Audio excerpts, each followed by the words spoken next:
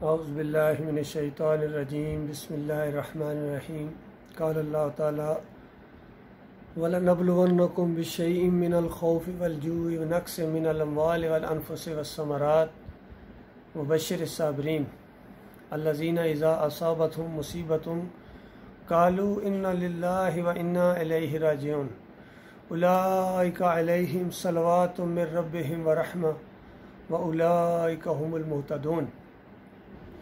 अल्लाह तबारक व तआला ने ईमान का दावा करने वालों से कहा कि ज़रूर बिल ज़रूर तुम्हें आजमाया जाएगा। यानी तुमने ईमान का दावा किया है, तुमने अल्लाह को अपना माबूद माना है, ला इलाहा इल्लल्लाह का इकरार किया है, मुहम्मदुर रसूलुल्लाह पढ़ते हो कि अल्लाह के अलावा कोई इलाह नहीं है, तुम एक अल्लाह के बंदे हो और अल्लाह के अलावा किसी और की बंदगी को तुम बर्दाश्त नहीं करते हो। अब इतनी बड़ी बात तुमने कही है तो तुम्हें ज़रूर बिल ज़रूर आजमाया जाएगा, तुम्हारी आजमाइश होगी हर तरह से, हर एंगल से, जानो माल की कमी से, रिज़्क़ की कमी से, खौफ व हरास की कैफियत पैदा की जाएगी और फिर देखा जाएगा कि क्या वाकई तुम अल्लाह के मानने वाले हो या तुम किसी और दर पर जाकर अपना माथा टेकते हो।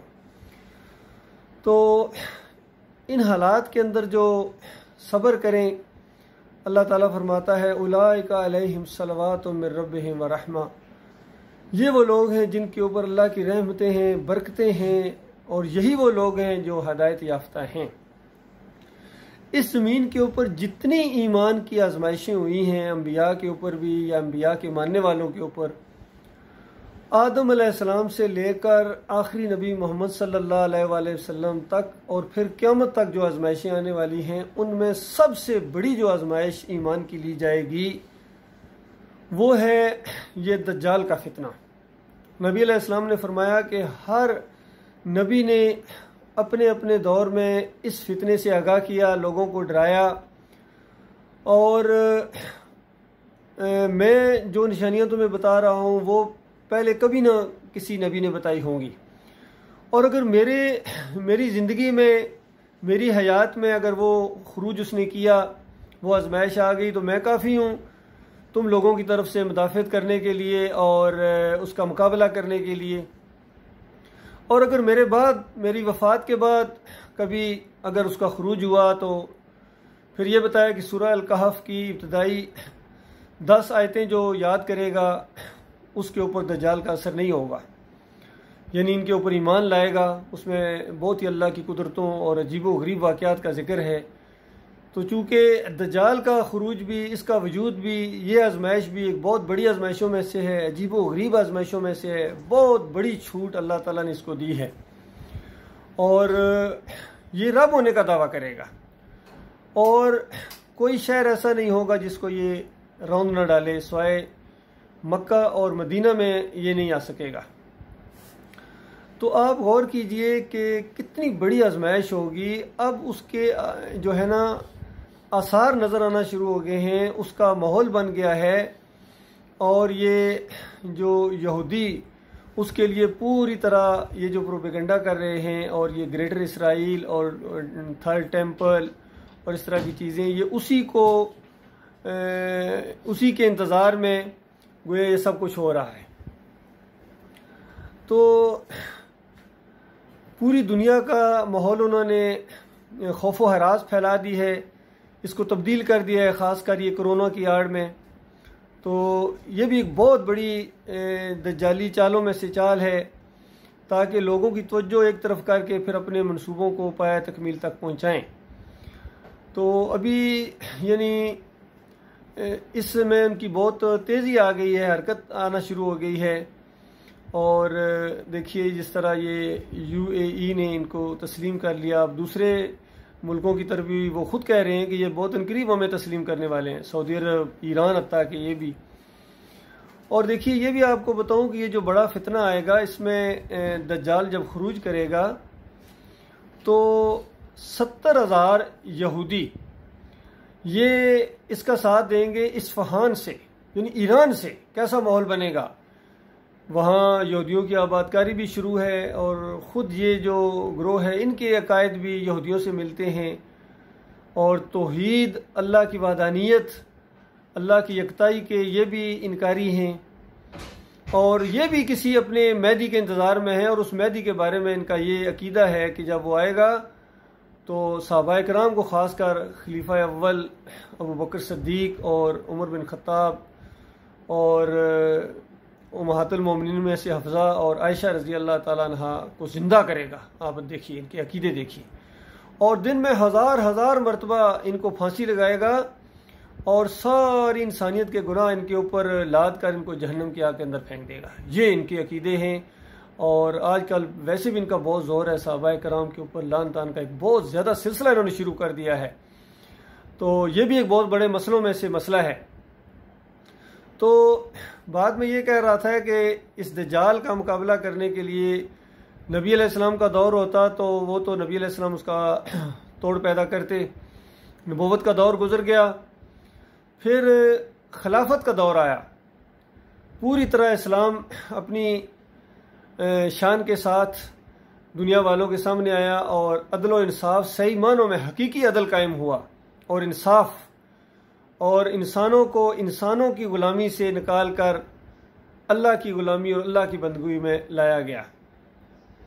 फिर आहिस्ता आहिस्ता तीसरी सदी के अंदर ये, और उससे पहले भी ये वादतुल वजूद और वादतुल शहूद और हलूल के अकीदे सूफिया ने, ख़ासकर इब्न अरबी ने और दूसरे ये जो सूफीज़म है, ये इन्होंने इस तरह के अकायद, ये जो तौहीद का ज़िद है, तो असली वो तौहीद जो कुरान की तौहीद है, उससे हटाकर इनको सूफीज़म की तरफ, और कि अल्लाह बंदे के अंदर हुलूल कर जाता है या बंदा इतनी तरक्की करे वो अल्लाह के अंदर चला जाता है, इस तरह के अकायद सूफिया के तो बन गए थे।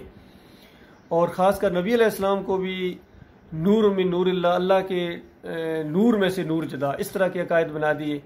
हालांकि अल्लाह नूर का खालिक है, वो नूर का नहीं है, नूर का रब है, नूर का खालिक है। फरिश्ते नूरी मखलूक हैं, जिन्नात को आग से पैदा किया गया है और इंसान खाकी मखलूक है, खाक से पैदा किया गया है, मिट्टी से पैदा किया गया है। लेकिन ये अकीदे बना दिए गए अल्लाह के साथ शरीक ठहराने के लिए, ज़ात का शिरक। तो फिर तीसरी सदी के अंदर जो ख़ासकर औदे रूह फिल कब्र, इस कब्रों के अंदर रूह की वापसी का अकीदा कि मुर्दा ज़िंदा हो जाता है दूसरे दिन तीसरे दिन, ये कुरान के ख़िलाफ़ अकीदा। हालांकि कुरान और सही हदीस का ये अकीदा है कि क़यामत वाले दिन इन मुर्दों को ज़िंदा किया जाएगा, हर एक को। तो इस तरह अकायद के अंदर जब बर्बादी आई है तो फिर आहिस्ता आहिस्ता फिर वो तकवा, वो वाला ईमानियात की तकाज़े वो मद्दम होना शुरू हो गए। और बाद में एक मलूकियत का दौर शुरू हुआ है, वो भी सहाबाए किराम के दौर से ही शुरू हो गया था, और वो भी नबी अलैहिस्सलाम की तरबियत याफ्ता थे, बादशाह वाला अंदाज, और उनके लिए बड़ी बिशारतें हैं नबी अलैहिस्सलाम की तरफ से। बल्कि वो बिशारत जो पूरा बख्शाया वो लश्कर है जो समुद्री जहाद के लिए निकलेगा, तो सबसे पहले जो समुद्री बेड़ा निकला था उस्मान रज़ी अल्लाह अन्हु के दौर के अंदर, वो अमीर माविया रज़ी अल्लाह अन्हु लेके निकले हैं। फिर जो कुस्तुनतुनिया के शहर के ऊपर हमला करेगा वो पूरा का पूरा बख्शाया लश्कर है। तो बुखारी रहमतुल्लाह अलैह एक ही रवायत के अंदर लाए हैं कि देखो, एक ही रवायत के अंदर बाप और बेटे दोनों के लिए जन्नत की खुशखबरियाँ हैं, क्योंकि समुद्री जहाद किया है माविया रज़ी अल्लाह तआला ने और कुस्तुनतुनिया पर हमला किया है उनके बेटे यजीद रहमतुल्लाह अलैह ने। तो आस्ता आस्ता फिर जो उसके बाद जो ये बादशाह वाला अंदाज शुरू हो गया, तो ज़ाहिर बात है फिर वो खिलाफत वाला अंदाज तो जो था वो तो ज़रा वो वाला तकवा वो बाकी नहीं रहा है, लेकिन बहरहाल ईमान अभी कायम था। लेकिन आहिस्ता आहिस्ता फिर आगे आके जब ये खिलाफत का खात्मा किया इन तुर्कों ने, तो उसमें तो फिर अकायद के अंदर भी खराबियां आ चुकी थी। जब तुर्कों की हुकूमत थी, इनके अकीदे के अंदर ये कब्र परस्ती का शिर्क बहुत बुरी तरह आ गया था, और ये मज़ार परस्ती, गुम्बद परस्ती बहुत ज़्यादा थी। बल्कि अरबों के अंदर तो कोई कब्र शायद नहीं इन्होंने छोड़ी थी जिसके ऊपर इन्होंने गुम्बद ना बनाया हो। बाद में फिर अब्दुल वहाब नजदी साहब ने वो सारे गुम्बद हटाए और सारी चीज़ें जो की, एक उस तरह का एक मूवमेंट चली। तो अब जो पूरी दुनिया में ये मुसलमानों के अंदर या तो बादशाहत का निज़ाम है और या ये जमहूरियत आ गई है। जमहूरियत तो बहुत ही ज़्यादा ख़तरनाक और इसको तो बदतरीन निज़ाम हुकूमत कहा जा सकता है, क्योंकि बादशाहत के अंदर तो एक ही बादशाह होता है, उसका हुक्म होता है। अगर बिगड़ा भी है, करप्ट भी अगर हो गया है कोई, तो वो अकेला होगा जो खाएगा। लेकिन जमहूरियत के अंदर तो ये 300-400 बड़े बड़े ये मिल के सारे लूटते हैं मुल्क को, एक से एक बढ़कर लुटेरा आता है। बाद वाले जो पिछलों के रिकॉर्ड लाते हैं तो अकल हैरान होती है कि किस तरह ये लूटते रहे मुल्क को।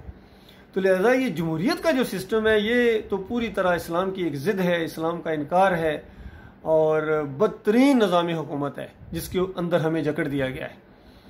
अब मुसलमानों को कोई नया रास्ता इख्तियार करना पड़ेगा, ये निज़ाम को बदलना पड़ेगा। ये चेहरे बदलने से बात नहीं बनेगी। आप देखते हैं कि चेहरे बदली होते हैं, बड़ी बड़ी उम्मीदें वाबस्ता होती हैं कौम को, लेकिन उसके बाद ऐसी चोट पड़ती है कि वो पिछले फिर याद आना शुरू हो जाते हैं।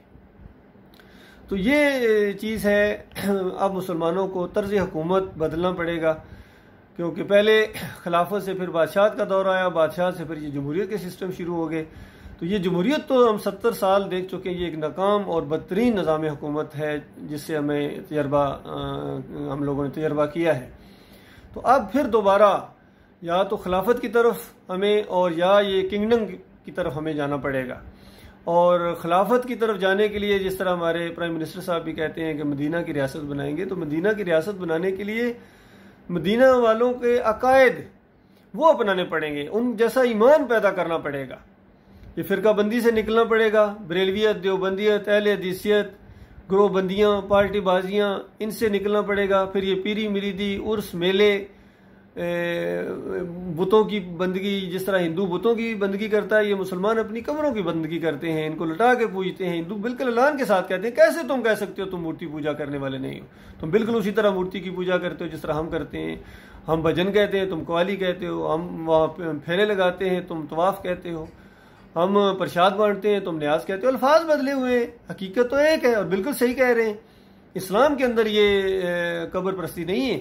तो लिहाजा हर तरह के शिरक से, तावीज़ गंडे के शिरक से, वास्ते वसीले के शिरक से, ये जो कब्रों के ऊपर रुकू और सजदे होते हैं, ये सारा निज़ाम ये जो है ना, इससे इसको लिपेट देना चाहिए। इससे बल्कि तौबा करें, सच्ची तौबा करें अल्लाह ताला से, और ला इलाहा इल्लल्लाह मुहम्मद रसूलुल्लाह दोबारा पढ़ें, सोच के पढ़ें कि अल्लाह के अलावा कोई माबूद नहीं है, कोई दाता दस्तगीर मुश्किल कशा हाजत रवा नहीं है, गरीब नवाज नहीं है, पुकारने के लायक नहीं है, रुकू और सजदे के लायक नहीं है सोए अल्लाह के।